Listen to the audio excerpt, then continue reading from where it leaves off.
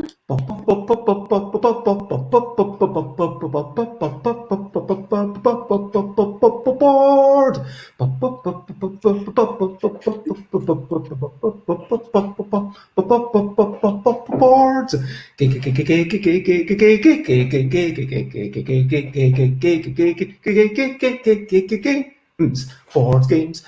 games, it's what we're talking about.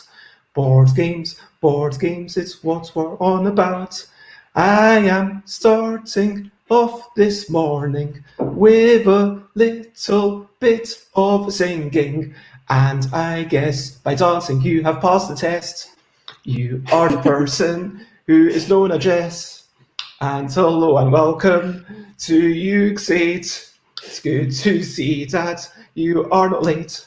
And today we will be talking about the act of manufacturing, and the company, their name is LongPack Games. Board games, that's what we're on about.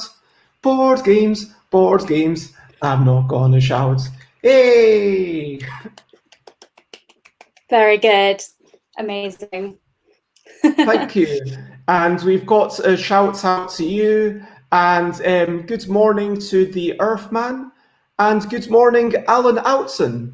It is lovely to see you all. I am Bez. This is approximately brunch time, depending on where you are. It's always brunch time. And we are going to be blethering about board games. So it is the Bezzy Brunchy Board Game Blether. And today Jessica is talking manufacturing. Do you mind being called Jessica? Or is that Yeah, that's fine.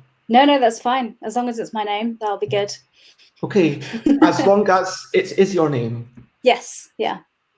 Okay, so let's start off by talking about brilliant things. Brilliant thing. What's the little thing which is brilliant?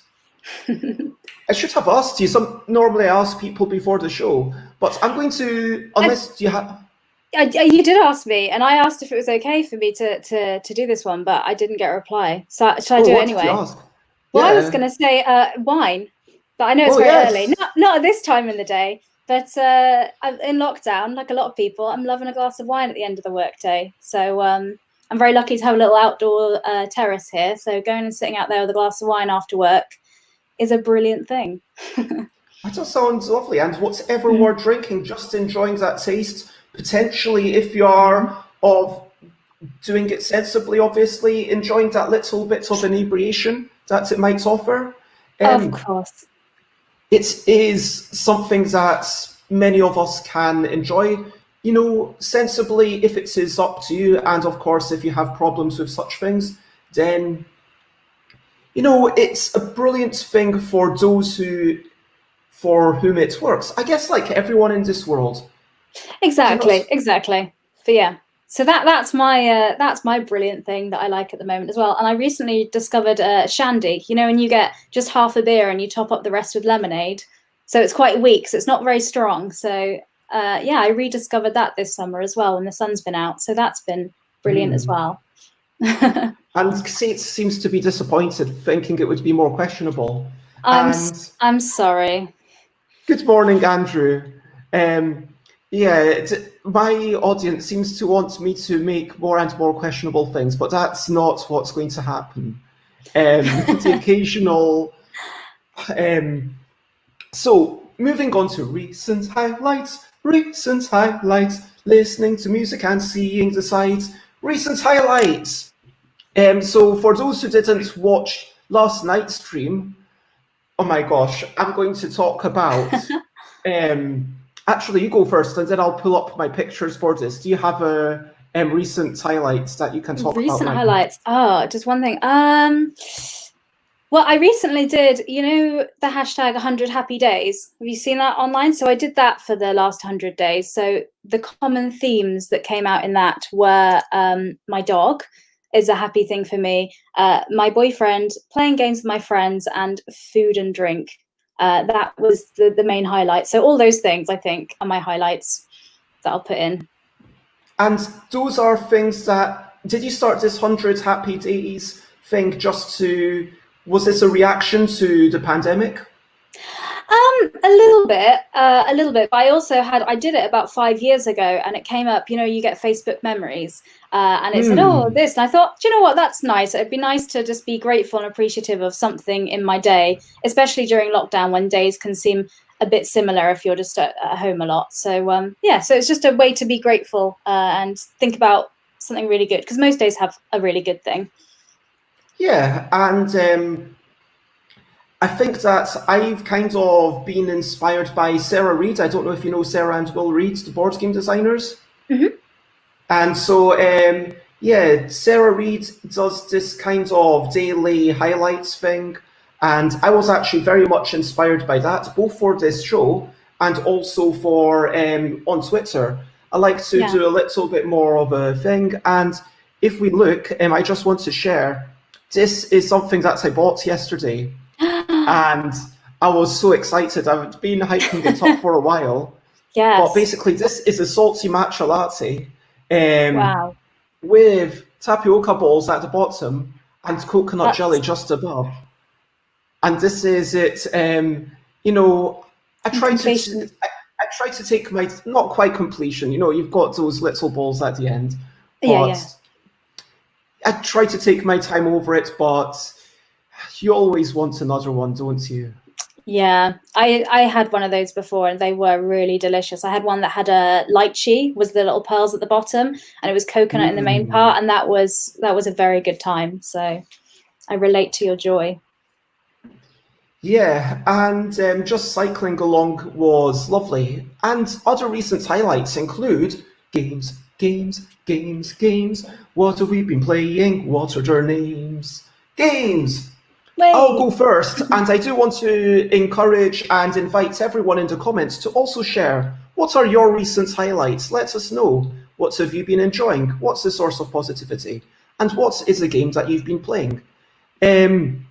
So for myself, I played other recent highlights included working on Puzzle and yeah, the games that we were playing last night. We played Top Tales with Gil and Sates, who's Hike Sates in the comments, and all sorts of people, and Peter, the designer, and then we played 3 mil, and I managed to get the maximum score. I mean, 4 out of 6 of us got the maximum score, but it just felt like it was a really easy setup of cards, if you know what I mean. Because sometimes you get to more difficult, or it's like a flip and write, if you know what I mean. And so you're flipping over these cards, trying to make 1-letter words, 2-letter words, and 3-letter words, and ideally you want to make exactly 3 of each. And at the end, I'd set myself up so as long as I had something that could follow an A or an I would be totally okay. So that had so much like F, N, T, and I managed to get one of them. You sound like a professional at this. You know, it's almost like you design games or something. One would think. One would think. I had a lot of fun with that. And have you been enjoying many games recently? I have. So yesterday I was playing Eternal Palace. So as well as working for LongPack Games Manufacturing, I also work for Alleycat Games, who you, Bez, used to work for as well. And we've been playtesting this new game, which will be going on Kickstarter, hopefully the end of this year, but perhaps early next year, depending on the world and situations. But yeah, that was really fun. So it's a dice placement game. But what I really liked about it, you can watch, if you're very interested, you can watch the stream. It's on Alleycat Games site. But it doesn't feel like you're blocking anyone, because you can always, if somebody's gone somewhere, you can just pay them a fish and then go to that space. So you never feel like, oh no, someone's gone there and now my whole turn is ruined. So it felt nice and friendly. So it was a nice, fun game. So I do like that one. And other games as well. On a less friendly game, this War of Mine. I think a lot of people have been playing solo games at the moment. So this is a game you can play by yourself or with other people cooperatively. It's got a bit of a depressing downbeat theme, so not for everyone during lockdown. But yeah, I really enjoy it. And it's based off the computer game as well, which I also enjoyed. So.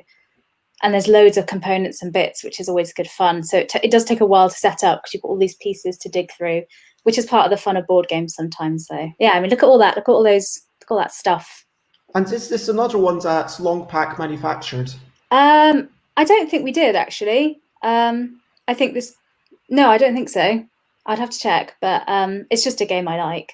So I don't just Yeah, play games by companies I work for because that would be too limiting. I like all the games, of and then course. and then I've been playing lots of games online with my friends, and so a bunch of us have met up, and we usually play a game of Sushi Go in between bigger games because it's just nice, light, and fun. And it's one of my go-to. It's always in my top 5 games because it's so accessible to play with people. You know, I can play it with my mum and dad who don't really play that many games, or I can play it with some people that are gamers, and it's small enough to carry around. So it's one of my good games for that. Yeah, it's super cute, and it's a really nice kind of pick and pass with some things where you've got to push your luck. Okay, if you get 3 of these, you get a bigger payoff. If you Yeah. get 2 of these, you get a decent payoff. But if you only get 2 or 1 respectively, well, you're a bit scuppered. Yeah. Now, that takes us through that. Of course, other people have played other things. Would like to remind everyone watching along to please feel free to comment, ask any questions, and if you're enjoying it, give us a like follow. And that brings me to my favourite section, which is the questionably quick questions. Are you Okay. ready? I don't know, but I will try. Did you have breakfast? I did. Where do you live? I mean, what In city? I live in Bournemouth, but at the moment I'm in Southampton for lockdown temporarily. What was the last thing you ate? My breakfast, which was granola and yogurt. Healthy. When did you Well, wake up? about 7:30, Oh, early. which is a It's a lion bit, for me. I normally get up at 5 because my dog demands it.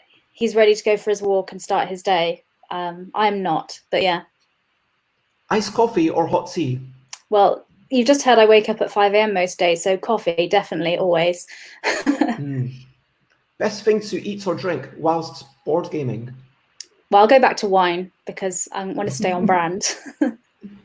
Who's the last person you spoke to in person? My boyfriend, he's downstairs in the kitchen working down there because I kicked him out of our office. He normally sits just there, but I kicked him out so I could do this. Oh, thank you very much. I appreciate that. And I hope I'm not going to be the source of any relationship conflicts down the road. I don't think so. Books or podcasts? Oh my goodness, I love both. I'm genuinely panicking. I'll go for podcasts because I listen to podcasts more because I listen to podcasts when I walk the dog every day. So that's about 2 hours of my day I'm listening to podcasts. So And what was I'll the have to pick last them. one you listened to? I can tell you. I'll have to look on my phone if you can wait 2 seconds. What was Jess listening to? Let's wait and find out the news. Oh, it's a good one. Do you know Nicole Byer? She's an American comedian. No. She's an American comedian, and she has a podcast called Why Won't You Date Me? And it's very funny. And she basically, in the early episodes, gets people on that she used to date, and they stop dating.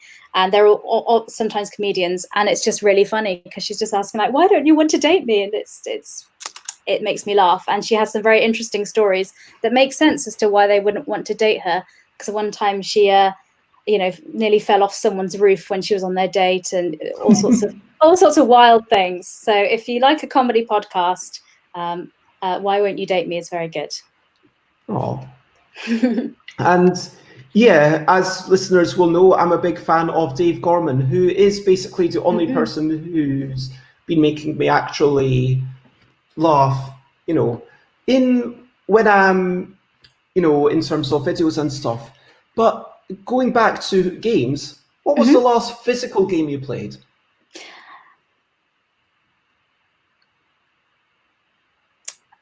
It was Dice Hospital, actually, the copy behind me, because I was teaching my other half how to play, because he's not, he wasn't a gamer when we first met, so I'm taking him through the wonderful world of board games. So yeah, I mean, it is a quality game. I've not played it that much. I remember Yeah, helping out a wee bit at the very, very end of it. But yeah, nice game. And Mike Nod did a great job with the development of that He did, after yes. Stan's original design, which I got the chance to, I believe, play the original submission. Oh, did you? Oh, wow. Yes, it Good spot was then. incredibly different.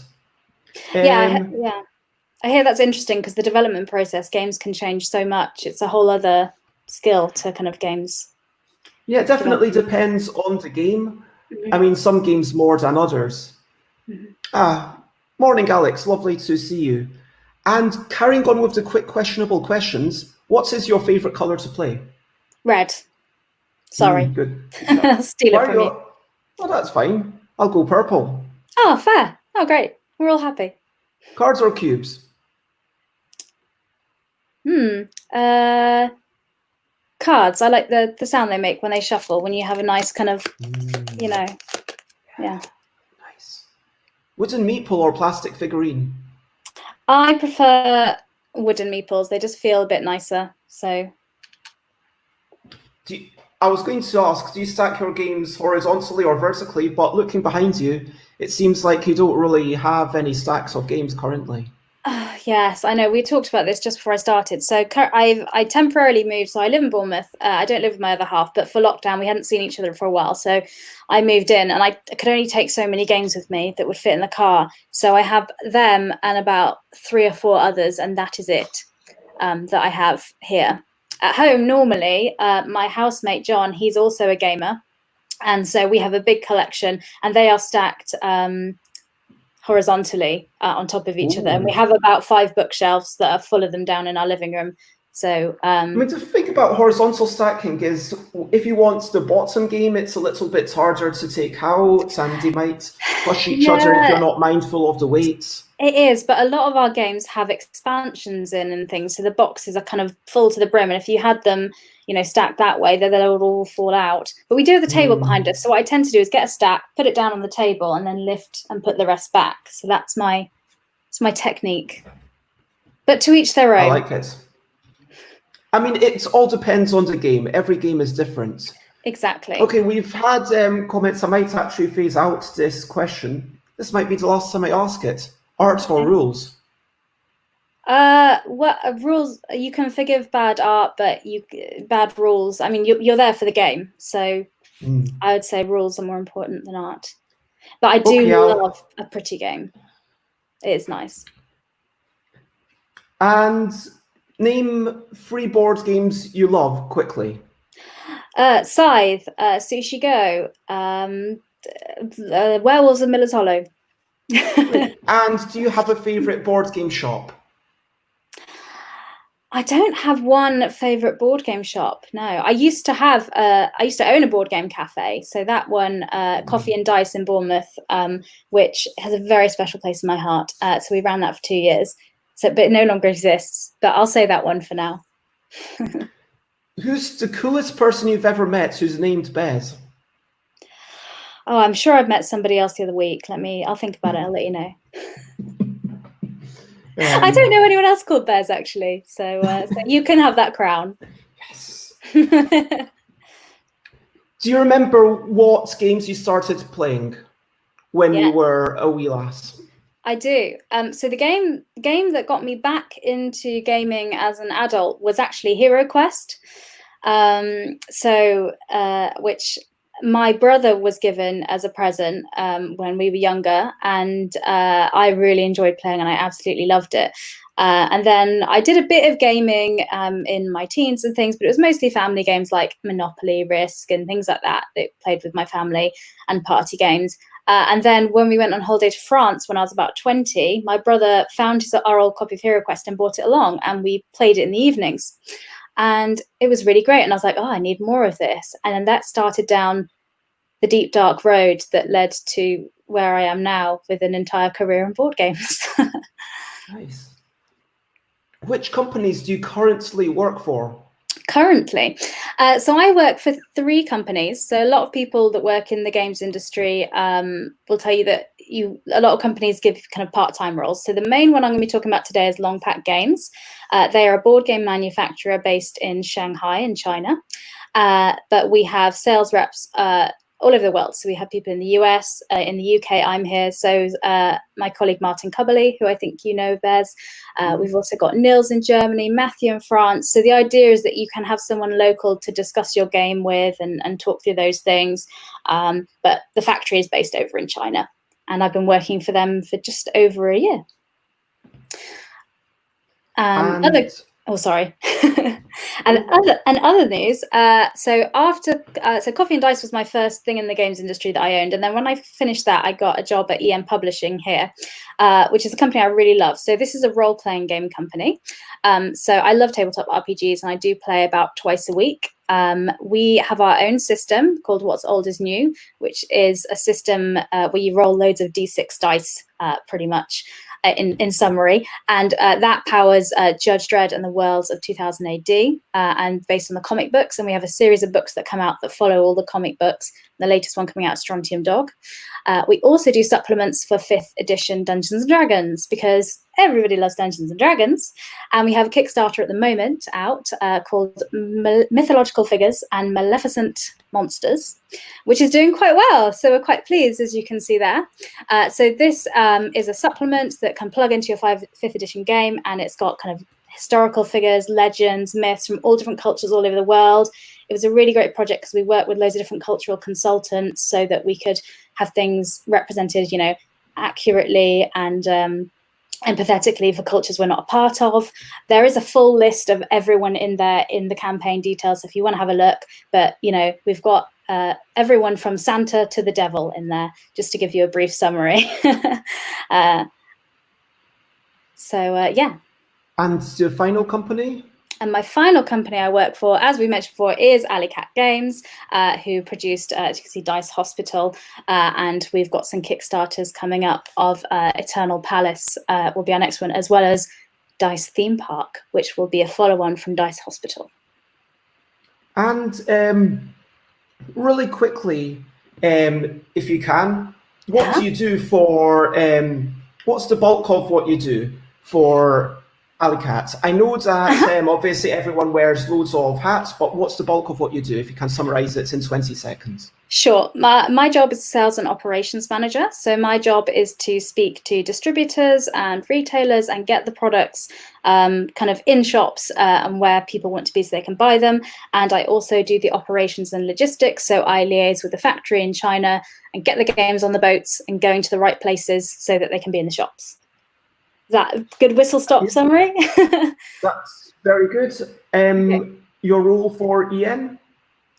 So I'm publishing administrator. So my job is pretty much doing anything that my boss, Russ, doesn't want to do.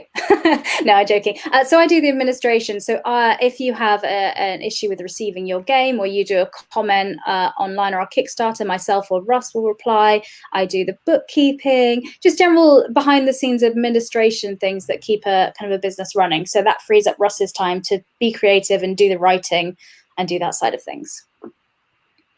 And why did you stop your board game cafe? Oh, this is a fun question. Well, in summary, anyone that, especially at the moment, owns a brick and mortar retail store will know that it's really tough financially because margins in games are really small and difficult, and hospitality is the same. Coffee and Ice was really, really great. We had a fantastic community. Weekends were always really busy. We were completely full. We had to turn people away. But in the middle of the week, we were a lot quieter. But the trouble is that your costs kind of remain the same no matter what day of the week it is to run. And we were kind of ticking along, just covering our costs and things, which was okay. But we thought, you know what, if we have a bad month or something unforeseen happens to us, that's really going to put the business in trouble and leave us in a place where maybe we can't pay people or, you know, have problems. And we decided that we would rather kind of close down in a good way when we could pay everybody and leave it in a good space.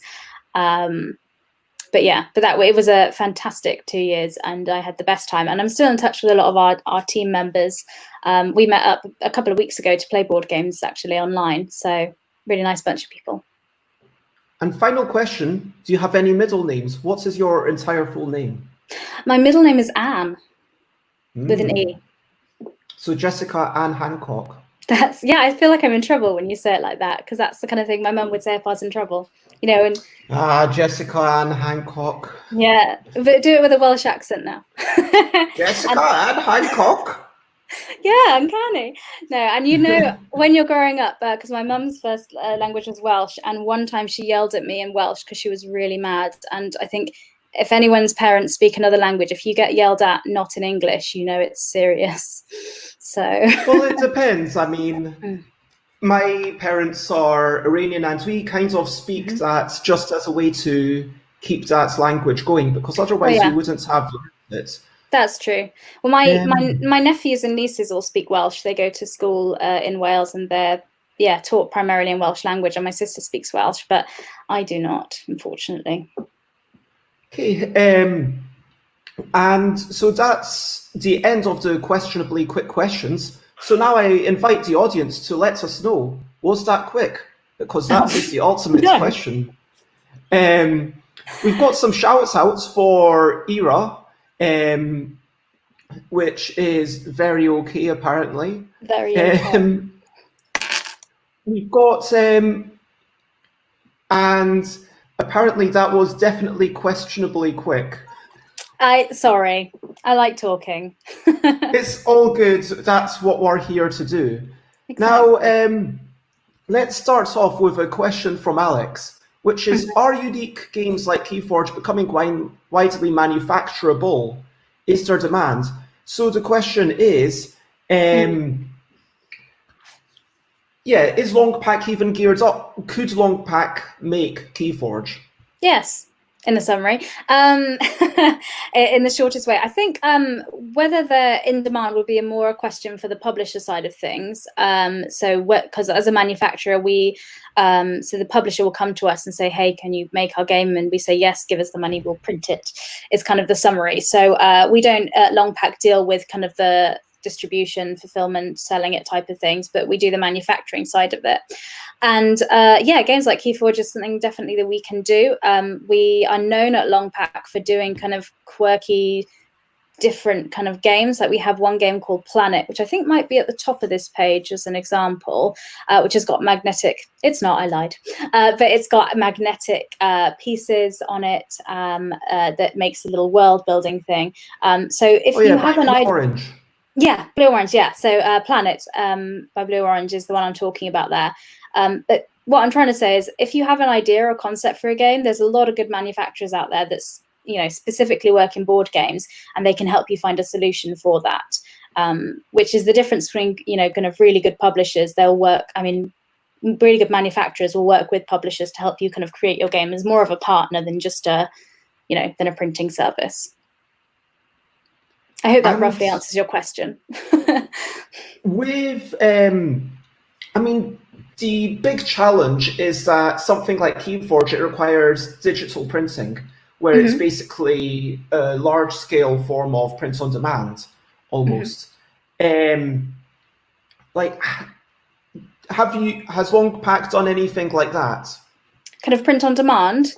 No, unique components, like Keyforge or that other one that. Yeah, so we can do unique components and any kind of design. So yeah, most board games now they're all different and custom. Like you get standard components for things. Sorry, I don't mean unique components to that board game like Planet. I mean like in Keyforge, every deck that you buy is unique. That is the selling points of it, and has LongPack ever done anything like that, where every single box that has been bought has an assembly of cards that appears in literally no other box? Oh, I see what you mean. I haven't worked on a project like that with LongPack, but that's not to say that we haven't done that as a company, because I imagine that would be kind of randomizing it at the factory, so when they go in, it's completely unique and different. I don't have a confirmed answer on that. I know I haven't worked in it, but I've only been working for the company for 1 year, so. As far as I know, there's certainly only 2 games that exist. Maybe people in the audience could correct this, but yeah, whether this is something that can be manufactured, I guess. Presumably, it would take a publisher to ask these questions Yeah. before LongPack would seriously do the investigations to see if they want Yeah. to do this. Yeah, definitely. I mean, I'm pretty sure it's something you could do. It just come down to cost and the way you want it packaged. So if you wanted, yeah, pretty much anything is possible. I mean, that is ultimately the million or potentially billion-dollar question at the end of the day. Like, how much are people willing to pay for it? Yeah, Because I mean, and cost is important. And when we're working with somebody, we tend to say, you know, what do you think you want to sell this game for? What's the MSRP, as we'd say? And then when we're giving our quotes, we can bear that in mind, and we can give suggestions and recommendations, because it can be little things like you get two different types of plastic. You can kind of get resin, or you can get acrylic, and one of them, the cost per unit is a lot cheaper, but the setup cost is a lot more. And it's the other way around for the other. So depending on how many units you're printing, you know, it might work out better one way or the other. So if we know exactly what project you're making, we can kind of give little recommendations and tweaks like that. okay, hi Nick, we're just getting stuck into the main topic, and at this point, I'd like to get stuck into a definition and a little bit of background into LongPack. Could you tell us, like, how did they start and what exactly are they doing? Just like a quick 1 minute summary for those who don't know. What are we doing? Okay, yeah, no. So LongPack Games started out as a paper printing company way back when, and about 20 years ago, they moved into manufacturing board games because we had some requests. Because obviously, being a paper printing company and packaging, we already had stuff to make all the cardboards and the cards and everything like that. So we started out doing things like that, and then have expanded and have factories to do plastics, metals. We do miniatures. So we pretty much do everything in board games. So we've kind of specialized specifically in this now, and we're starting to branch out into toys now as well. So, but yeah, board games is what we do, and we work with lots of big companies that you'll recognize. So we've got Everdell there. I think you're flicking through. We work with big companies like Blue Orange, Pegasus, Spiel. We did Throw Burrito, which is by the guys that did Exploding Kittens, which is fun as well. So we make board games. That's what we do. And so it's based in China, as are a lot of manufacturers. Why? Yes. I mean, historically, is that because of the kind of postal sanctions, like international agreements? Why is so much stuff based in China? Well, I think it's not just board games, but if you look at almost anything in your house, a lot of things are made over in China. There's a lot of things that they kind of have just a really good industrial setup there, and all the factories are based there. So everything's just a lot cheaper to do there. You can get factories in Europe or in the US. There certainly are, you know, some good manufacturers there. But if you get a quote, you'll notice that the price difference is quite a lot. A lot of manufacturers that work in Europe and the US as well don't have the ability to manufacture plastics as well. So when they do your game, they will import the plastics from China as well, just because setting up that factory and getting that done is quite a big task, and it's already kind of there in China. So I think just, you know, as a whole country, it's just grown and everything's there. Also, Shanghai is right by the ports, so it's really easy once things have been made to ship them out and send them to wherever they need to go. But yeah, so there are a lot of manufacturers in China as well. I mean, would you say that if you want a game to be an international success, you're basically obligated to manufacture in China at this point?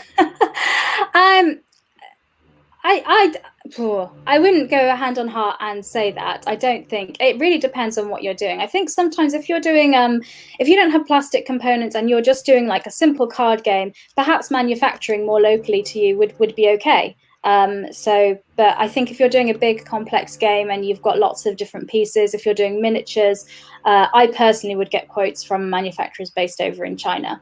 That would be my preference as well. And other than price, is there any other advantage to manufacturing in China, or is that basically what it comes down to?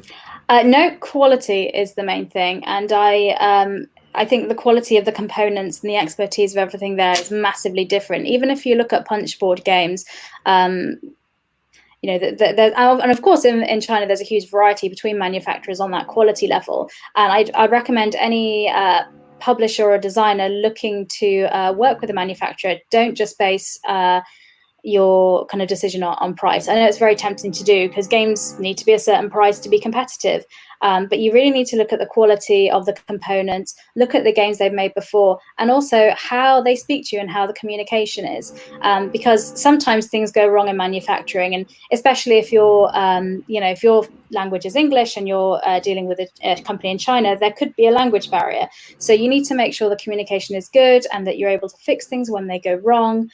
So these things are, in my opinion, just as important as price. Now, you've mentioned some really big companies, Pegasus Spiel and Blue Orange, and even Alicat Games is becoming like a mid-tier company at this point, which is really impressive because given that starting off 4 years ago with, you know, Cesar's been a really shrewd business person. Yeah. How is it? What's the minimum order quantity generally that makes sense? Do you take care of shipping things over, and what is the process for a small person just wanting to make a game made? Yeah, so we do work with a lot of small first-time designers. So a lot of people are going via Kickstarter. So that's quite normal for us. Our minimum order quantity is 1,500 units. So that's the minimum that we kind of need. So what a lot of first-time designers do when they're printing with us is they use their Kickstarter to kind of pay for the first print run, they fulfill the games to people, and then they've got the rest to kind of put into distribution or retail. Part of my job is to kind of have conversations with those people. So if you are looking to manufacture a game and you've not done it before and you've got lots of questions, part of my job is to sit down and have a one-on-one chat with people like this and talk them through how it works. A lot of shipping is a question a lot of people have, because I think that's the intimidating bit about manufacturing in China, isn't it? Because you're like, well, how do I get it from A to B? And there's all these bits and pieces and stuff. And there's lots of different options. So you'll hear some like common phrases in shipping. So you'll have X works. And that pretty much means, so the manufacturer, us at LongPack, we will make your game and it will sit there in our warehouse for you to come and pick up. And what you can do with that is you can hire a company that will come to our warehouse, pick it up, take it to the port and ship it to where you are in the UK, for example. And for example, there's a company in the UK called Davies Turner that will do that. And there's lots in the US. And also fulfillment companies that you work with sometimes offer that service too. So that's kind of one way to do it. We have another way, FOB, freight on board, which is where us at LongPack, we will make your games for you, we'll take it to the port, and then you'll have a company you work with, just a boat to take it around and do it there. And we can also, so those are the most common ones that people use for games in shipping terms. We can also post the games directly door to door to a service, to your warehouse. So we can handle all of that for you. But generally that'll be a more expensive option than the other two I just mentioned. So it just depends on price. Sometimes some smaller first-time designers say, you know, can you quote me for you just doing that for us at LongPack so I don't have to worry about it because I've got a million things to do. I'm trying to do a Kickstarter and finish my game. And so we can send you that price. We can send you both and you can compare and decide if that's worth it for you or not, because it depends on all the other things you're doing. And presumably there is a premium for getting LongPack to take care of literally everything, but you know, compared to getting you to do that, and then the company mentions Davies, would you be able to type that out if that's okay? Davies Turner is I've not recommended them or doing it. It's just off the top of my head. They are a company that ships from China to the UK, but there are lots of them like that. And I would say to anybody that is looking to do this, always get a minimum of 3 quotes for things. Is that just because you feel like if you've not gotten 3 quotes, then you're not doing your due diligence? Yeah, I think so. I think 3 quotes is really good because it gives you a sorry, I just got distracted by a comment from Nick there I was reading. So yeah, I think getting 3 quotes for anything is generally a good advice for something because it gives you a range of prices so you know if it's in the right place. And you also get a feel for communication styles and what is and isn't industry standard. So yeah, that's what I recommend to all designers as well. And of course, putting LongPack in the mix of one of those 3 would be great. Just going to the quality of things. So let's say, yeah, you've got something like, if I say, okay, I've got linen finish, 300 GSM cards from one manufacturer. Something like these, yeah. Is that going to be immensely different from one manufacturer to another? If I say, okay, I need a core in it, so it's completely opaque. Yeah, so the prices can be different. So it's not standard industry prices. So you can quote this exact same card game with the same specs across 3 different companies, and the prices will be slightly different. But I mean, also the quality, because oh yeah, the quality. With cards, yeah, so you get the paper quality because as well as having what you mentioned, the core there. So this is a white core and this is a black core here. And as people can see the difference is literally the middle has got a black part in the middle. So that's why it's really useful if you're doing like deduction games where you don't want people to see through them. And that's come from kind of casino games where obviously people were gambling and it was really important you couldn't see the other person's cards. Yeah, because if you look at in a bind, for example, you can actually see to the other side if you hold it up at the light. And when I first learned that, I was like, oh, that's a bit of a shame. But having said that, for that game, it doesn't really matter, let's be honest. I wouldn't necessarily say you'd need to invest in black core for it because black core would be more expensive. And because it's not a hidden deduction game, it's not you're keeping secrets in a bind. I wouldn't say it is necessary. It's nice sometimes, but yeah, paper quality is also a thing as well. And where it comes from, a lot of people are wanting to know now as well. Does it come from a sustainable forest? So things like that can make a difference. So we do have different options for different paper stocks as well. So if price is the important thing for you and you just I want it to be cheaper version, we can do that. Or if you want a more premium paper option or a more environmentally friendly option, we can do those things as well. So it's just asking, really. No, I really like that you talked about the ecological impact, and let's stick a pin in that and get back to it. But can we talk about black versus white core? Sure. Well, because I'm just looking at the options here. Yep. So the black core and white core, the difference that I mentioned is, so black core obviously has just a darker piece of material woven in the middle. So, and you rip it in half and you'll be able to see, like I showed you before. So that's the black core in there, which is really useful because when you say you hold it up to the light, you can't see anything like that. And white core, if you rip it in the middle all the way through, it's the same. So if you were to hold it up to the light, like Bez just mentioned, you'll be able to potentially see through it there. But that, seeing through it is also true of the thickness. My kind of preferred one is a 310 kind of GSM black core because the thickness on that has flexibility but durability, and it's a good balance. Because if you go too thick, like 300, this is a 350, it's not as flexible, which isn't as nice when you're shuffling or going through, but it is more durable. So it's a balance, and generally that's why I talk to people about what the game is, because if a game's a deck builder, then the cards are going to be used and shuffled a lot, so they need to be really high quality. But if it's just a component on the side, then maybe it doesn't need to be black core and linen finished and all this. It just depends. Yeah, depends on that. But you get premium and basic, as you mentioned in the picture you just showed there, and that's to do with the quality of the paper or the type of paper stock being used. If that makes a bit of sense. Absolutely. And talking about ecological impacts, one thing that I've been thinking a lot about recently is excessive shrink wrapping in games, if you know what I mean. So I can't. Sorry. Let's say I've got a whole bunch of cards and they come in a box, which is perfectly sized for that. Yes. And then something like this. Yeah. That's the tuck box. I was Yeah. thinking more of a two-piece telescopic box. Okay. Okay. Yeah. Don't know if you have one of them to hand. Not to hand. No worries. I know what you mean. Just you know.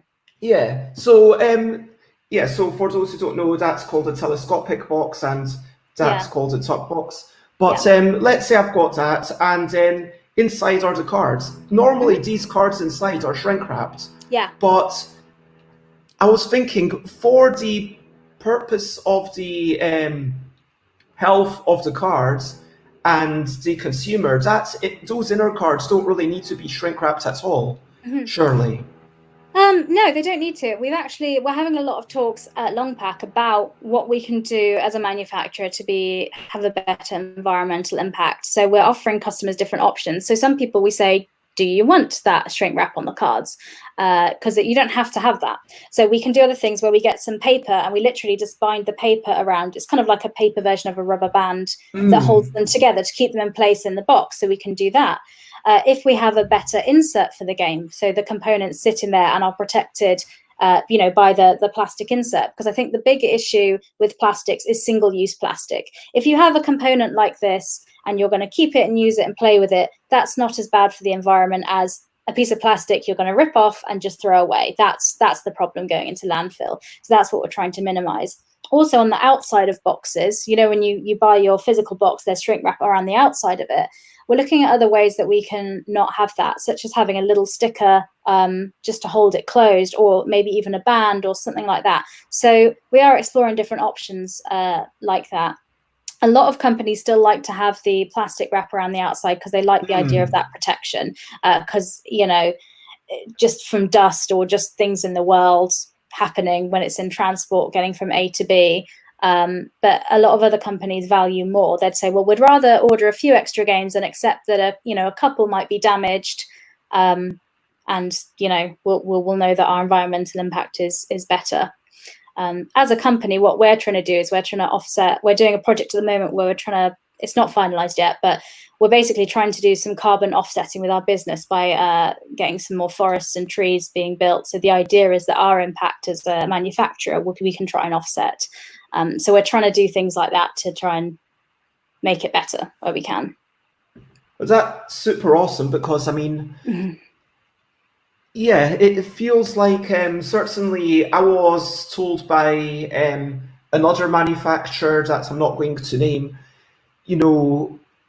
things like, okay, our machines just aren't set up to put these cards into the box without shrink wrapping them first. And so for that company, I ended up having to pay an amount which, if I passed it on to the consumer, then I should be charging, 70 pence extra for that.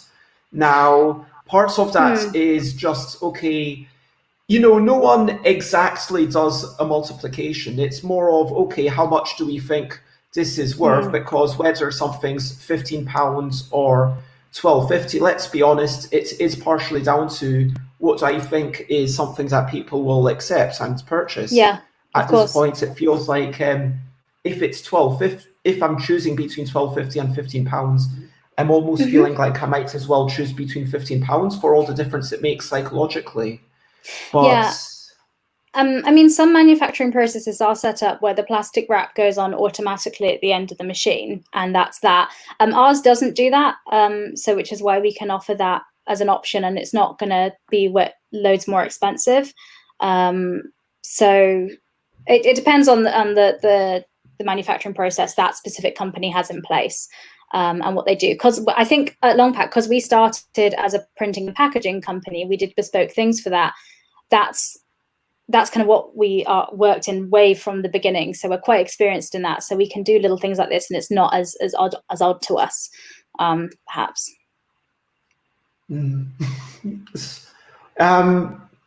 Nick says that he once tried to set up a mobile paper and card delivery service but it failed because it was just stationary.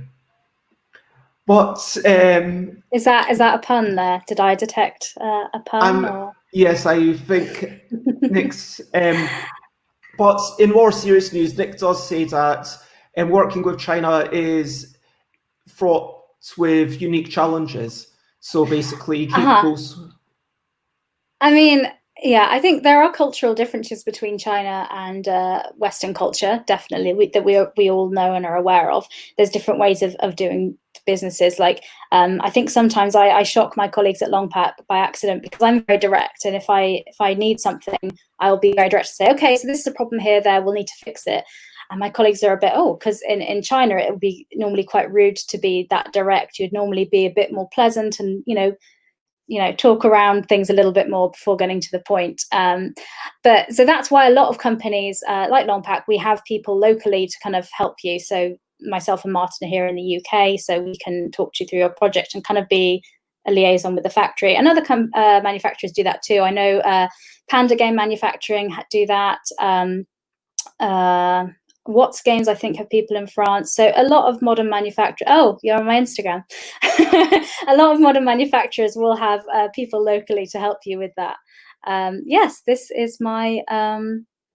That's my Instagram account we're on now. Oh, I think you're on mute, Bez.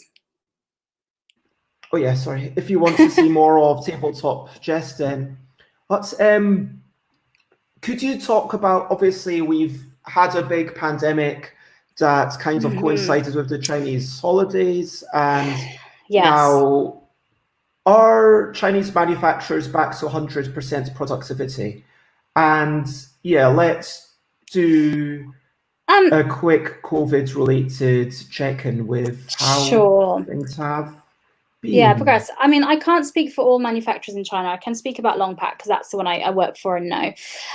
So China are kind of a bit ahead of us in terms of their experience of the peak and the curve with the way they worked with COVID. At LongPack, because we had Chinese New Year, we just shut down for pretty much an extra month because we didn't want our workers to come back to work while it wasn't safe. And then we were slowly kind of bringing people back. We are pretty much back to 100% working, if that makes sense, but we're having to work in different ways because our workers in the office, people are having temperature checks before they go in. We all are wearing masks when we work. So there's lots of things like this. Where people can work remotely, they are. And in the factories, they've had to have different ways of working to make sure people are being, appropriately socially distant. So I think things are back to working as they are, but also there's a big backlog because if you bear in mind, Chinese New Year creates a backlog for us. We then had another month when we weren't working, and then we were trying to catch up whilst going slowly. So I think if you're getting in touch with somebody for a quote at the moment, ask about a project timeline, and it might be a little bit longer at the moment just because the space to get on the belt and get in there. But at the moment where we are in Shanghai, that region is pretty good in terms of COVID. So people are kind of out and locked down and getting back to kind of a bit more of a normal life, far more so than we are here in the UK anyway. And so, yeah, it sounds like you are back to 100% manufacturing. And so yes. If anything, you're inundated with work. Yeah, which is great. Yeah, I mean, pretty much we're very busy, and we've actually been lucky that our business has grown a little bit in this last year, which we weren't expecting, because lots of people have been at home. People have been wanting to play games, so people have been buying games in the same way that they have before, which we're very lucky about. Not sure what the future is going to be because it's all uncertain times. Or that would have been me trying to do a pull-up, if you had seen in that last video, which I've been working on. I can't quite get higher than here at the moment. I get to here and I stop, so I can't just do that last little bit there. But I'm working on it. Yeah, keep going. I'm sure you'll make it. Well, it slowed down during lockdown. I've hardly done any exercise because I haven't been able to go to my gym because it's not been safe. And my motivation when somebody's not there watching me and telling me what to do is low. But yeah. Well, you need to get your partner to start, I don't know, shouting positive messages at you. He's just as bad. This is the problem. So, yeah, we're talking about these communication issues and, yeah, how can we make sure that we overcome it? As a publisher reaching out, how can we make sure that there aren't any bits that are lost in translation or whatever? Well, I think And you one. mentioned, sorry, Sorry. just one other question to add to that. It's like, because you mentioned being a bit too forthright. So Yeah. is that a danger? Like, as a publisher, would you come off as, oh, that's a bit much? No, I would say companies in China that work with Western customers are used to Western culture and are they wouldn't take offense to that because they know that's just our kind of culture thing. So I wouldn't worry too much about that. Oh, look at those pictures from events. I'm missing events. But anyway, Mm. yeah, I wouldn't worry too much about that. I think a lot of companies, like I mentioned, have local representatives to help you with that. But what I would say is just be really clear and get things in writing. If you're going back and forth constantly making changes with your design, that can get confusing for anybody, language barrier aside. So I think the main thing is kind of have everything in one place, know what it is, make sure you double check things several times through, and just make sure everything's written down in quite clear, plain English so it's easy for everyone to understand. And I would personally myself work with a company that has a local representative in the UK or Europe or somewhere, just because I'd find it easier to be able to pick up the phone and not worry about time zones. So I mean, it feels like a lot of what you just talked about, making sure that things are in writing and making mm-hmm. sure that it's in simple language so that you can't Yeah. confuse it. That's Yeah. just stuff that you should be doing anyway. Yeah, I mean, that's what it is. It's just best communication practice. And I think sometimes it's easy for us to kind of get a bit lax when we're just talking amongst friends, or because I think a lot of the games industry is everyone's kind of friends and know each other. So it's a bit more casual, which is why manufacturing can seem a bit stranger because it can be a bit more of a formal business to business process. So it's, yeah, a little bit different. And we've got a question about Chinese distributors. Have you Mm-hmm. seen small, well, yeah, have you seen small Western publishers doing business with them? Mm-hmm. The company I know, the VFI is a distributor over in Asia, and they do fulfillment for Kickstarter games, and they also do distribution into retail. So they're the only company I know of that I've been speaking to about that, and I know that Stonemeyer Games uses them, and a lot of big companies use that company. I think if you, what a lot of companies do is work with localization partners, which are publishers in that country that take your game and they publish it themselves and they do the translation. So a lot of publishers work with localization companies as a good option, and that they do all that retail distribution side of things for you. Or bigger companies like VFI that do fulfillment can be a good option as well. Going back to the whole notion of sustainability and Mm-hmm. single-use plastics, but also multi-use plastics, um, is it not still better for board games to be made of paper and wood compared to molded plastics? Um, in terms of in terms of the manufacturing process, it would be similar, I'd say, in terms of that side of it. Um, I Well, I don't know. I think generally the consumer market prefers wooden materials because it feels more ecologically friendly and it feels better in that sense.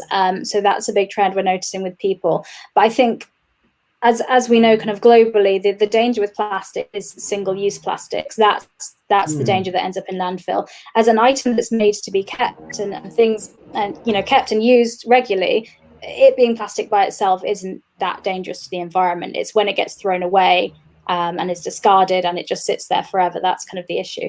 But I have noticed a trend with a lot of companies wanting wooden pieces because there is a perception that it's eco-friendly. Oh, you've got my lockdown project there, my decluttering that I was doing. I got very bored for the first few months and decluttered and organized everything in my house. Oh, fancy. That was my And I'm birthday saying fancy. pancakes. It's very nice looking. Mm. But even if you make a board game with the best of intentions, you are then going to have a situation where at some point, maybe some people don't like it. Maybe it's Yeah. just at a point where someone is actually going to throw it away. Because I mean, it's horrible to think about. And I've got all these things that it's like, well, I would love to do it on Free Cycle. I'd love to give these things to a charity shop. But a lot Mm-hmm. of things just are not going to be reused, much Yeah. as we might like. So eventually everything does get discarded at a certain point. Yeah, and I guess to that point, using materials that are biodegradable, like paper and wood, would be the better option. So, I yeah, know and I've noticed that trend. at London Toy Fair, I saw some really good polymers that I wish I had my cheese slicer right here to hand. So it's got like this handle, which feels kind of like an interesting plasticky thing. All right. And just, yeah.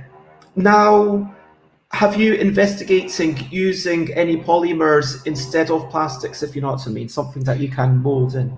Yeah, this is something that we're looking at as a company. I don't have anything at the moment to say, but there's lots of research going into plastics that will degrade, or different alternative materials that are just as durable and just as cheap to make, but are better environmentally. The technology is not quite there, not quite ready for mass production yet. But I think as soon as it is, it'll be something we'll be jumping on, because, well, we want a planet to live on that's safe, so we can keep making and playing board games, you know? It makes sense, even just from a business perspective. But at the moment, we don't have anything like that. But I think we're definitely interested in keeping an eye on those sorts of technologies, because it makes sense. It's where the world should be going and where the future is. So We've got a question from Alan. I don't know if you are able to answer this. I know that video games and toys are much, much larger than board games, but I don't know exactly by how much. I couldn't give. I had a figure somewhere in an industry magazine, but I can't remember it now. Generally, the issue is that board games generally get lumped in with toys and games. So if you go to toy fairs, like I think you mentioned, Bez, the London Toy Fair, or the New York Toy Fair, board games are a part of that. So a lot of industry reports are about toys and games, and board games are an amount of that. And you have different types of games within that. So you have hobby games that a lot of us like playing, but you also have like family and children's games, like, you know, Candyland or things like that, or, you know, so it's quite a wide area. So I don't think it's hugely defined, but it's a growing industry for sure. If you speak to distributors and retailers, they'll tell you that the industry is growing kind of year on year, and there's more and more people playing games. And I think lockdown is going to make more gamers, because people have had the time to sit at home and sit and play games with their families or with their partners or housemates. So obviously we all know why we want games to be manufactured, because we basically want them to exist. And we've talked about how it can be really good to think about the ecological impact and, you know, the safety of the components, and just little.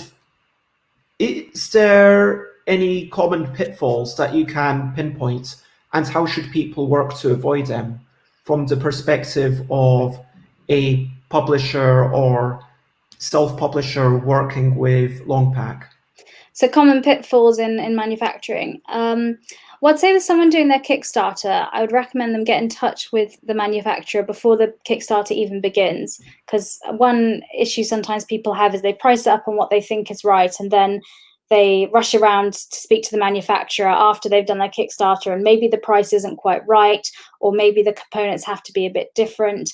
And actually, I think making sure you give enough time for the process as well, because the process can sometimes take a lot longer than you think. There's a lot of going back and forth. So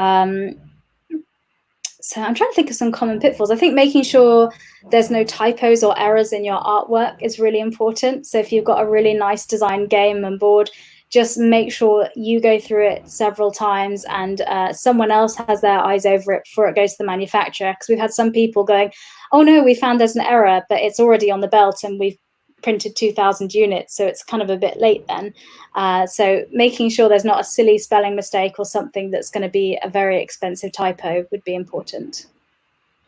Yeah, I mean, even if you've got a proofreader as talented as Rachel Mortimer, who I'm going to give a shout out to. Rachel does amazing work, but any proofreader is only human at the end of the day. Yeah. And if you imagine someone gets 99.9% of the mistakes, then there is the potential for something to slip through, potentially. And maybe you show it to another person, and maybe they say, oh, here's actually one more mistake that I found. Now, as a publisher, do you then show it to another person? Do you pay another professional to look at it? And the route to that, normally, I find as a publisher, is to kind of start off asking those people who are willing to, well, start off with yourself, write it, wait like half a year if you can, and then you've forgotten what it's even said, and then reread it because you're rereading it with fresh eyes. Print it out, reread it, because printing it out, it feels different. Try reading all the words backwards, try mixing it up and rereading it, and then share it with some friends or people who are internal, then hire someone outside. And even then, you can never be 100% certain with things like this. Yeah, that's very true. I mean, I think a lot of the time playtesters will catch things. If you've got someone playing your game, they'll just play it and they'll go, oh, hang on, should this say? So I think if you're using lots of different people to playtest your game, which is obviously a thing you're doing anyway, that people can often check in there. But, well, I mean, I would say that if you're sorry to diverge from the main topic, but that's fine. If you're doing blind testing where you're testing the rules, then yes, it makes sense to have, once the rules are done, have blind testers to be, okay, do these rules make sense? But I find so many people coming to, well, back in the day when we actually met up every Friday at Royal Festival Hall, some people would be coming, okay, with the rules, and it would be like, how long has it been since your rules have been static and you've not had any changes? Because frankly, if your rules are still in flux, then anyone else learning from your rules is a waste of time, both for you, because that's kind of testing time for your game that you could have extra time, but also for them, because when you've got peer reviews, that is essentially, you've got to value those people's times and only ask them for the stuff that really matters. Yeah, definitely. I was more than the rules. I was more meaning like on the cards, like if this if this was missing an O or something, you know, you might not spot that when you're going through as much. But yeah, I think a lot of things with manufacturing, it's a lot of common sense. I've got to say, I think sometimes it seems like this big scary thing, but a lot of the time, if you just talk to somebody that works for the company, get them to talk through the process and the timelines. You know, it's not a mystical, magical thing. It's we're all just people making games, so it's something people can do. And ultimately, I think, as you say, it is sad that a lot of this can feel quite, well, it can feel overwhelming, especially for a startup, even if you've been doing it for, frankly, how long have I been doing it? 6 years ago was my first Kickstarter. And I'm still, frankly, overwhelmed. I don't know if I would want to work with someone in China to have things shipped over to here. And I would basically want to say, yes, I'd like you to take care of the shipment, because then the advantage for my perspective is that if something goes wrong, well, I don't know if it was the shipping company, if it was the manufacturer. Well, if the manufacturer is responsible for that, at least, you know, that's a single point of contact. Yes, that is liability is a thing as well on that. So obviously, if you're working with a shipping company, then once it's left the manufacturer's warehouse, that's kind of it, really. Yeah, it is a big daunting task, and a lot of people, and I think it is because when you're self-publishing a game, there are so many jobs you have to do. And this is just one of the many, many things you need to be doing, which is why I think it feels so overwhelming, because you're trying to market the game, you're kind of trying to make it, you're trying to do the artwork, your design, you're just working with a million people. So I get why it's really overwhelming. But I think the key thing is if you find a manufacturer that can be your partner and work with you on it, you'll have a much better time. And a lot of people, even big companies, when they find a manufacturer that they like, they tend to stay there because they're like, do you know what, I put this across, I know the process, I know this happens, I trust these people. And so that's also really important to look at when you're looking at manufacturers is, are they getting a lot of repeat customers? Are the people that have made games with they making a lot of games with them. So like we have Blue Orange making games with us often and a lot. So I think that tells you they're reasonably happy with us. So but yeah, I think finding a manufacturer Presumably a really big publisher like Blue Orange has multiple manufacturers around the world. Yes. One manufacturer wouldn't be able to meet up with the demand because the number of games they're making, one manufacturer wouldn't be able to do everything just because of space, time, and logistics and things. So bigger companies tend to have a range of manufacturers they work with, and they have different manufacturers they use for different projects. But yeah, so presumably that's when you reached a point. But would each game be done by one manufacturer, or would it be a case of, okay, this print run of King Domino is by LongPack, this print run of King Domino or this language version is by another person? Sure. Generally, reprints with the same manufacturer are cheaper. So most places will go with the same manufacturer for another print unless there was a problem or something they didn't like, I'd generally say, because it's cheaper to get your second print run because everything's kind of set up from the manufacturer's perspective. We know everything. We just have to say, is everything the same? Okay, great, go.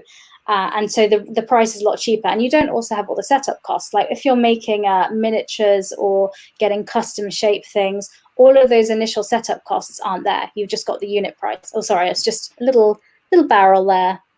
Cute little barrel. But so, and especially for if you're making proper plastic miniatures, like in war games or things like that, there's a very long setup time for that and getting the molds made and all those things. But once we have the molds, they sit there in our warehouse on file for you to use for whenever. So obviously that's much, much cheaper because getting a mold template made, custom one, is thousands of pounds.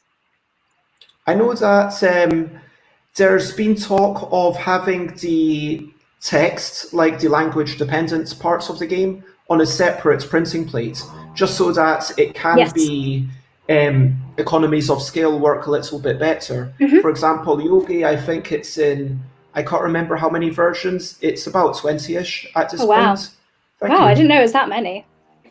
Yeah, it's still mainly big in France, but it's growing around the world, and hopefully it will continue to grow, fingers crossed. Yeah, fingers crossed. But can you talk about setting up things so that the language dependent parts can still be economical? Yeah, definitely. I've noticed some questions below, which I will come down to about molding. So I have noticed you guys. But first of all, about languages. Yeah, so a lot of different companies have different print runs of languages, like you mentioned. And it can be easier for one manufacturer to do all of the things, but just change kind of the language with, and then the cost would just be a plate change cost, because all the other pieces are the same, like all the dice, all the cards, everything's the same except just different rule books or things like that. If there's different localization partners, so different publishers in different countries making the same game, generally they will come together to do one print run together to make it cheaper, because everything with manufacturing, as everybody knows, the more you print, the cheaper it is per unit. So yeah, if you've got lots of different languages and some companies, it works out cheaper if you've got a slim rule book to just do one rule book that has several editions of the rules in. That makes things a lot easier in terms of logistics. If every copy of your game, has every language in the rules, it doesn't matter which copy goes where. Whereas if you've got different versions, you're going to need to make sure when you're shipping them that these games have a different code on them and they're being sent to Germany, and these different ones are going here, and it's a little bit more complex. But it depends on the game, if that makes sense, because if you've got loads of cards with instructions and words on, then that has to be its own edition of the game. But I think Yogi is pretty language independent, isn't it? Nope, it's very language dependent. Oh, is Every card has text on it. Oh, of course it does. I haven't played it for ages. I'm thinking about all the pictures. It's lovely to see you, Ian, and have a good day, by the way. But no, I know that Gigamic, with their abstracts games, they do exactly what you said, having literally maybe 30 languages and having the illustrations on the foldouts at the back, which is a really clever way to do it. Yes. Because the foldout means you can refer to the same illustrations without having to repeat those to give it space. And building on what you said, it's not just about the logistics of shipping around, but also of guessing how many.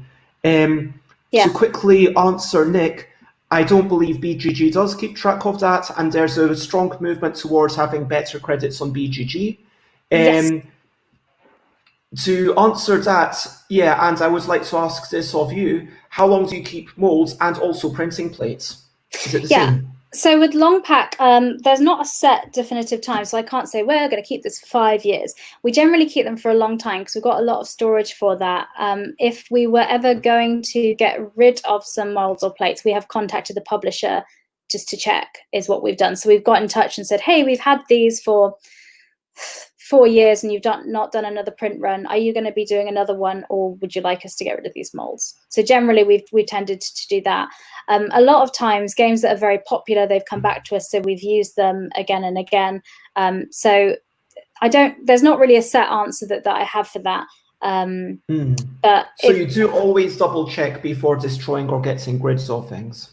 Yeah, because a mold, like I said, it can be, I think somebody said, an idea about costs for minis.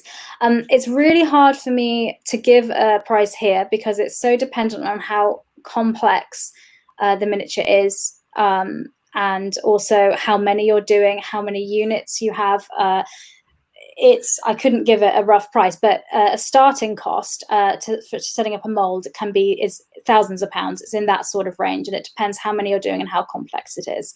So miniatures like the plastic ones I'm talking about is the most expensive option. Obviously, the cheaper options for representing a figure is something like this, like a meeple that we know. There's also lots of different options that you can do where you can get even if it's a custom meeple, that's still a lot cheaper.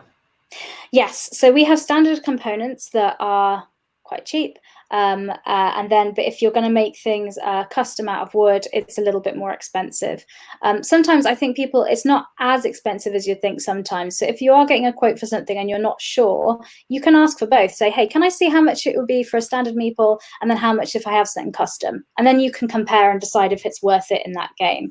Because there are some games where the big part, like, if you think of Takanoko, where you've got the cute little panda and the gardener, those custom pieces, they make the game so much more fun. And so I think for them making it, they're like, oh, it's worth it. It's worth the cost for it.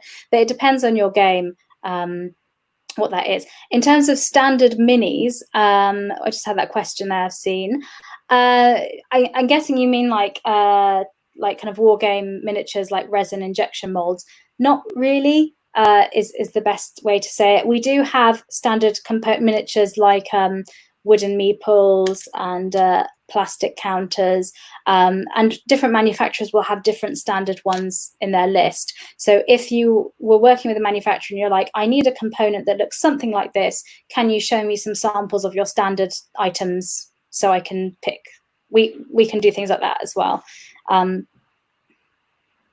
And is there a cost for the companies to have their molds and plates stored, or is it just something your company does?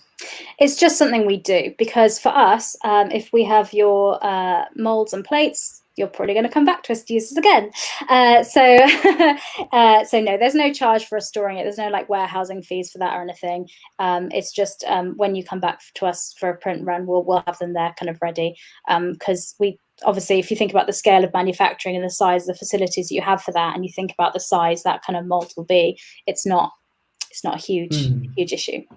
And presumably, if you were getting, if I had a card game, let's say Kitty Cataclysm. So let's say on Kitty let's imagine that I had printed it with LongPack, which I didn't. I printed it with Fabrica cards.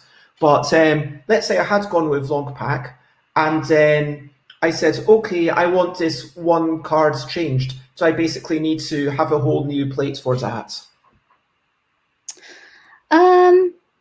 It depends on the size of the plate. It depends. Maybe, maybe not. And I know that's a really rubbish answer because it depends pretty much, as you'll know, Bez. So when we're getting cards, we have a big sheet of paper where we have the template kind of made and set up.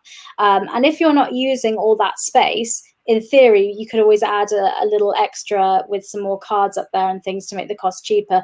But if you used a full sheet of 55, if that was the maximum, let's say, then at that point, you'd need to, probably need to pay more. I mean, a lot of things in manufacturing are the answer is, oh, it depends, which is, I know, sounds so rubbish when you're trying to plan, but the best thing to do is go to a manufacturer and be specific about your request so that they can calculate that for you. And also ask questions. Just say, look, I've got 55 cards.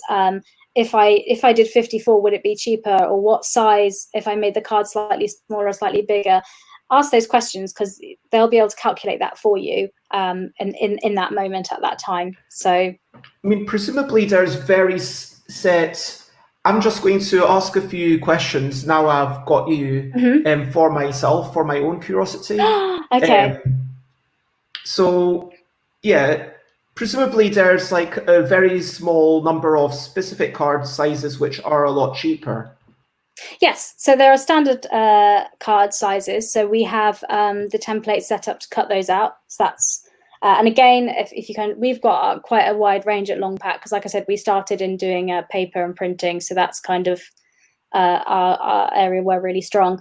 But you can get custom shapes, so you can have anything you want. You can have a diamond, or you could have a hexagon, or so we can do all sorts of things. But like you say, if you vary from a standard, it means we have to make a new, kind of a template, a new mold, set new things up, and there's a cost attached to that. And if you want to see the difference in price, just ask your manufacturer to show you both, and we can have that item by item so you can compare them. And this is apparently for a punch board, but presumably there's something quite similar that it just comes down, cuts all the cards. And with LongPack, I know that sometimes there's double cut things if you don't want to have a white border, but if you want to have just a slightly cheaper thing, get single cut. Yep. Is LongPack set up for both? Is there a big difference between having borderless cards and bordered cards? We are set up to do both. Generally, quality is really important to us, because our name is also attached to the project. So we want the game to be the best it can be. So we're always going to recommend you the best quality version of what you've made. But obviously bearing in mind that price can be a factor on it. I haven't actually been over to the factory in China yet, because I was hoping to go maybe this year, but obviously that's not really possible. So I haven't seen all the machines in action. I've only kind of seen the videos and footage like that. So I can't give really specific details about it.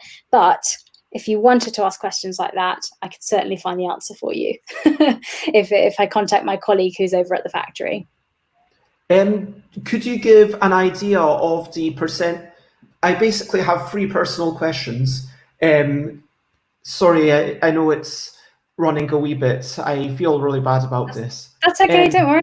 I'm fine. Firstly, a vague idea of the percentage price difference between bordered versus borderless. Oh, let me have a check. Let me see if I have that here. I have a lot. I have a list of standard components like that. I don't think I have the percentage difference here, so I wouldn't want to hand on heart tell you now, but I could always find out and come back to you about that. And just to remind people that there are lovely dogs in this world. Oh yes, that's my dog Django. He's a very good boy. And that's him playing tag with my niece over Christmas. Oh. I couldn't see. I thought that was you. I see it clearly. Well, she's only 5, so I know I'm quite short, but I'm not that short or blonde. So, yeah. I didn't look at it the most carefully. I am. So what percentage difference is a reprint to a first print? Let's say I did 1,500, and it came to be £3,000. Let's just pretend that £3,000 is the price for 1,500 copies. Sure. I mean, I can't give an exact figure because, again, I hate to say it, but it depends. But if you think about all the setup costs you're going to have, like your setup molding costs and all those bits and pieces, you basically take them out of the equation. If it is just a card game in a telescopic box. That might not be as significant a saving compared to a game that's got lots of, something like Dice Hospital that's got loads of components and things like that. That might not be as huge. I know it's very frustrating. I feel bad I can't just give a guideline, because the thing is with board games, is they're all so bespoke and custom and different. It's which makes it a really interesting manufacturing project because each one is different. But it means I can't give kind of an off-the-shelf price because they're not as much off-the-shelf products. So when you give the quotes, are you able to say, okay, this is the price for the setup, so that the manufacturer knows, the publisher knows, okay, this is the price that will be deducted if I were to do a reprint? Yeah, exactly. And you can actually at the time to your manufacturer go, oh, what would the difference be to do a reprint next year? And they could give you a rough quote on that at that time for your game. So that would certainly be possible. Have you found that prices fluctuate very much? Obviously, the global economies are different based on maybe I'm considering it in pounds, and how the UK operates depending on the economy in China. But other than those, have you seen much difference in pricing of this? Well, I've only been working with LongPack for a year, and over that year I haven't seen a huge amount of variation because I don't think there's been a huge, there can be variations in the raw materials that we order in. So when we order in a huge amount of plastic or a huge amount of paper and things like that, those prices can fluctuate for us, but but that doesn't really come down to the consumer and a price per unit amount because of the scale of it. It doesn't really filter too much. So in the last year, I haven't noticed a huge variation or trend in that. But I imagine there probably has been an increase in the last 15 years because globally everything has. That was kind of, I was hoping that you'd maybe have some knowledge of the history before you joined. I don't have those to hand at the moment, sorry. No worries. The final question, which I would like to ask you, is about the ecological impact of shipping. Basically, it's undeniable that transportation from Poland to the UK, if I am primarily sending stuff out within the UK, it makes sense for me, and I'm doing it personally. I need it sent to me, in London. And so the closer that the person is surely going to make less ecological impact. I wanted to just ask about that, and I think you're exactly. That. Sure, I think you're exactly right, and there's that definitely is. I mean, the closer things are to home, the transport costs are less. Obviously, the way you transport things will make a difference. Like if you're going by boat, that will be better than going by plane in terms of the environmental impact. If you're going across land on a train, opposed to going by truck. There's lots of different ways, and that is something to consider, definitely. A lot of publishers we work with serve global markets. So when things go out to Shanghai, there'll be several boats going out, or maybe so there'll be one that will be going to Australia. There'll be one that's going to the US, which goes east. You know what I mean? It goes away across America the way you'd expect. So it's if you're a company that's going to multiple places, sometimes globally the impact will be kind of wherever you get it published, because it's got to go out everywhere. But if you're just getting it shipped to one particular place, that might be a consideration you want to make, or making sure that you're sending it by sea freight, because that, even though it takes longer to get there, it's probably better than it being popped in a plane and going over. For sure. And it seems like ultimately it's a really sad thing to say, but it almost feels like bespoke items are inherently impactful on the environment, if you know what I mean. Like, let's say, I'm not saying that this is a good thing for the hobby, this just as a thought experiment for 1 minute, literally. Let's say that everyone liked generic board game number 108. Sure, A. So, so then this generic board game A, it goes into the, gets shipped by ships to the different places, the different distributors who just deal with the respective territories, and it's kind of being like, okay, it's sort of getting it all. Whereas right now, yes, I'm only shipping a few things, So I've got, let's say, Kitty Cataclysm. It comes to me, and then I send these little packages out to America or to Australia Yeah. or to the UK. And so whilst I'm not doing lots of impacts, and I'm not saying that I should stop, I'm doing a terrible thing, because clearly not everyone is happy with generic board game A. And I hope that Kitty Cataclysm and everything that I make does have some value in the world.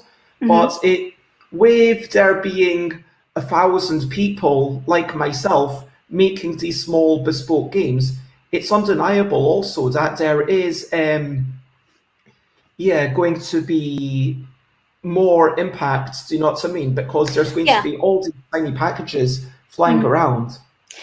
Yeah, I think with games and things, the industry has to be mindful of the environmental impact, as every industry does, and we need to think about ways that we can do things in the best way. So there will be places where we can change things and make things better, definitely. Like things we were talking about, like maybe let's not use shrink wrapping and single-use plastics in games. Maybe not. Maybe let's use wooden components instead. So there's definitely things that we can do. So I think the solution wouldn't be to take it away completely, because I think that would make all of us a lot sadder. But I think it's thinking about ways we can do it in the best way possible and that makes sense, you know, for the company and what that game is and where it's being shipped and what's happening for it.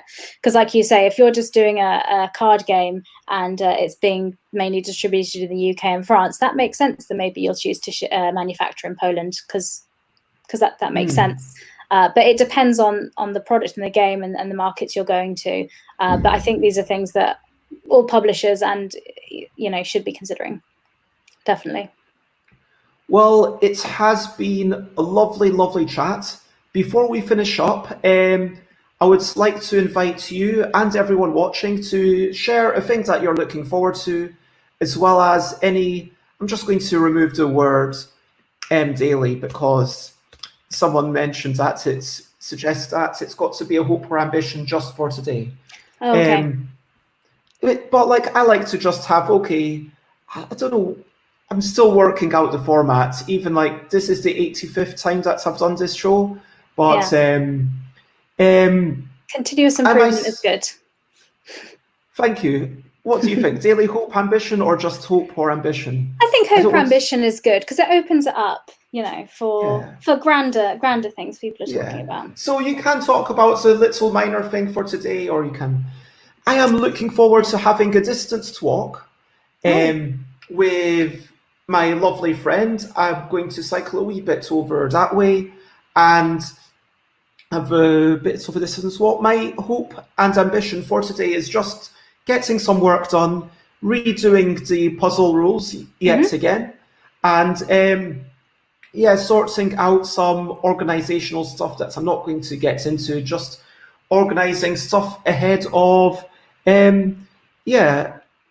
Best Day, which is on 31st July, 1st August, 2nd August, and it would be lovely to have you all there. And there is a special thing which I should have had already in the private chat, but I wasn't organized enough. So I'll do that in a moment, whilst everyone else shares what they're looking forward to. Jess. You know what I'm looking forward to is next week I'm going to go get a haircut, and I've not had one this year yet, so that will be great. And I know that's a very small, superficial thing, but yeah, no, it'll be nice, and that's one of the first times I've been out of the house for a while because I work from home, and yes, not really getting out of the house much, so that'll be quite nice. And do you have any hopes and ambitions? Hopes and ambitions. I think just at the moment I've got 3 jobs, so I'm running around doing all those things. So just getting through all my work and getting all these projects done. I'm really excited to see how well the Kickstarter for EM Publishing went. So we're close to £100,000 on that. It'd be really nice if we could reach that in the next week. And then we've got a whole load of Kickstarter fulfillments for Alley Cat Games coming through, so that'll be really exciting when that happens. And there's a couple of projects, LongPack Games, I'm not sure I can talk about yet, but there's some exciting projects I'm working about with some publishers. So I'll be sharing them on social media when I know I'm allowed to. And the first link that I shared, just to let people know, is for the In a Bind photo competition, which just take a photo, send it in, and I might draw you in the style of the original In a Bind, because this year is the 5th-year anniversary of the launch of In a Bind. And yeah, that basically starts my whole thing. And there's the LDEC game design competition, which I'm really looking forward to watching everyone else to seeing all those games. But please join in the photo competition. Getting a little bit sad because there's been literally no entries so far. So if you enter, then your chances are currently 100%. Oh, wow. Well, I'm going to get on that then. Seems like good odds to me. Yeah, it certainly is. And we've got some shouts outs for things I am looking forward to. Finishing the work, pointing my patio. Pointing? I've never heard that term before. It sounds like a good DIY thing. Is that when you set That sounds very technical. Yeah? Alan Outson is hoping that the tent will fit because there's going to be a camping sleepover. Pointing is the method of filling the gaps between the slabs. So kind of like grouting or something. I'm not a DIY either. It's not. Well, I hope that it goes very well and that you have a creation that you can be very proud of, Nick. Mm-hmm. And Xate is apparently anxious to hear about them. It seems like such a long wait. I promise that I will, in very early August, have a read through them. But I'm going to, I want to. I'll chat about it after as much as I can. But I do want to be very fair to everyone. I want to give enough time to play it with a lot of people before deciding actually who is hopefully going to be the 10th headline game for the LDEC.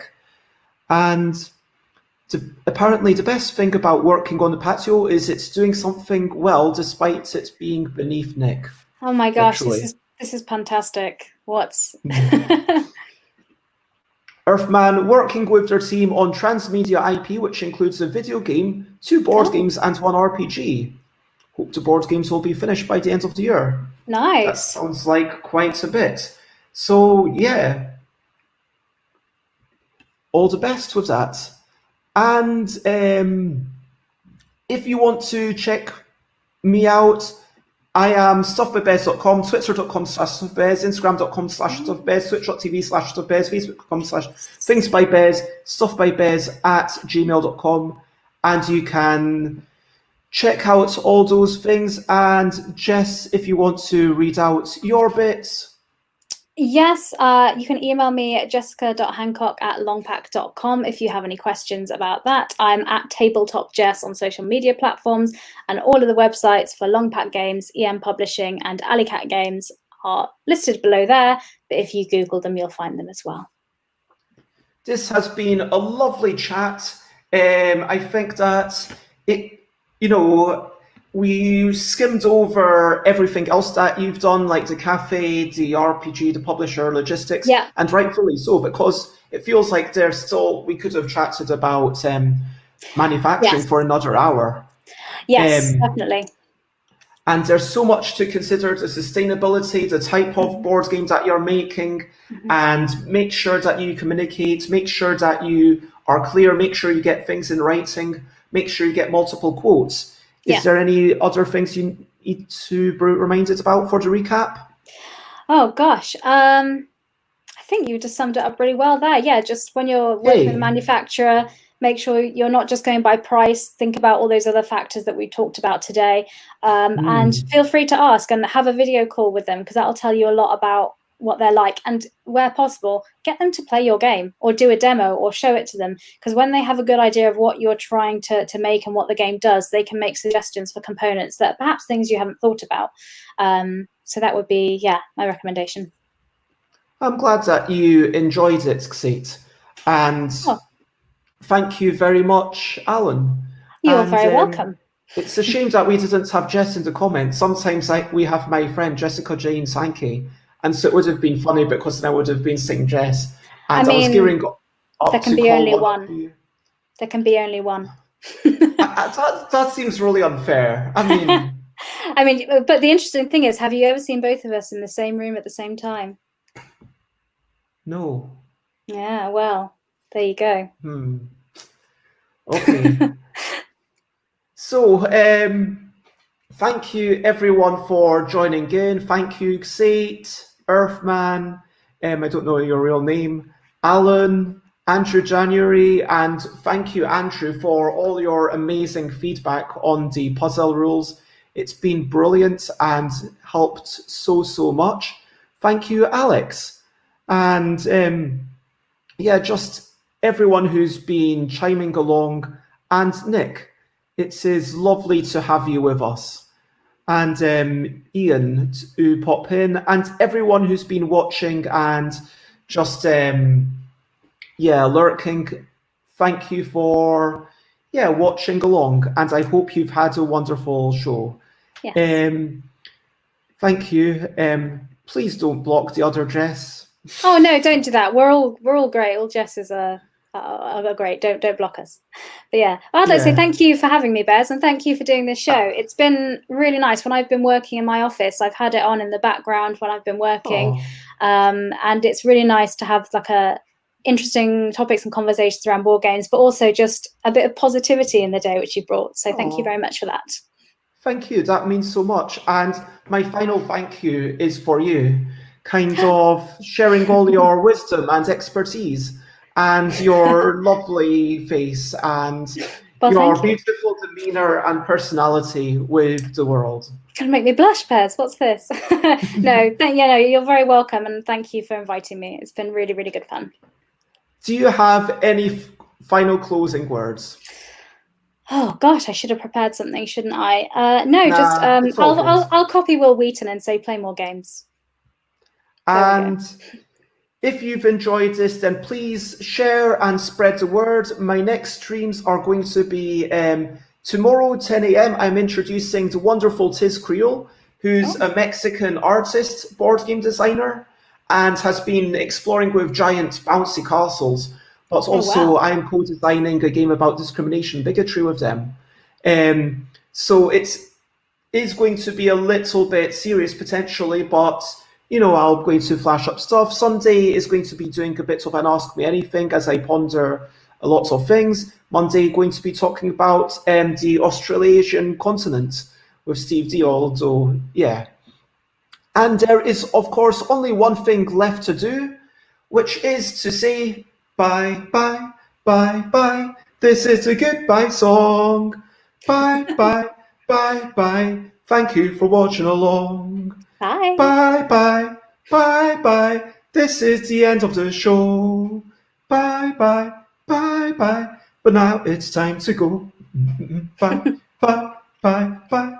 This is the goodbye song. Bye, bye, bye, bye. Thank you for watching along. Bye. Bye, bye, bye, bye. This is the end of the show. Bye, bye, bye, bye. And now it's time to go. Bye-bye.